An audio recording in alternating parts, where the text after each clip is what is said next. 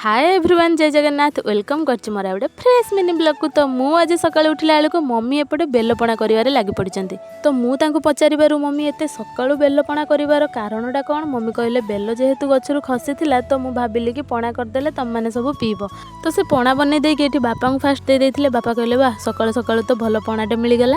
Then समस्त को देई साला परे मते एठी गोटे ग्लास दे देथिले तो मु भी पी नैथिली। तो आज ए पिला दु जनकर कोन हेइ जे के जाने बैग गोटे गोटे धरि के अंगनबाड़ी जीवा पई बाहरी पड़चन। तो मु कहली हो ताले चलो मु तुम मानू नहीं जीवी।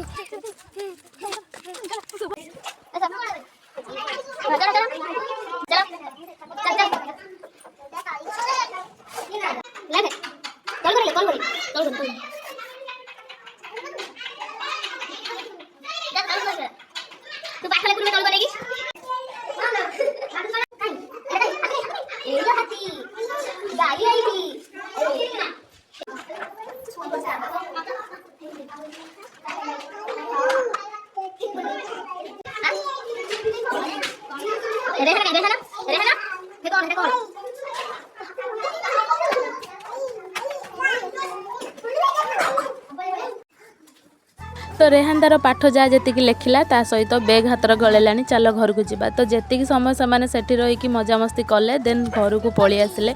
जेहेतु अंगनबाड़ीटा घर पाखरे तो इच्छा है बेलू कहते चलो आम जा अंगनबाड़ी पुणी इच्छा है बेलू पलि आस। तो तांको सहित मोर भी अंगनबाड़ी में पाठ पढ़ा हो जाऊँगी। तो ये से आसिक घरे पहुँच जाते तो मुझे पलि आसती सुंदर सा लंच करने। तो आज लंच रे मम्मी एते सुंदर सुंदर आइटम सब बन तो ताकू देखिकी मोर भोक आहरी डबल हो गला। तो मम्मी को सह मिसिकी मो सुंदर सा लंच को कंप्लीट करनी थी।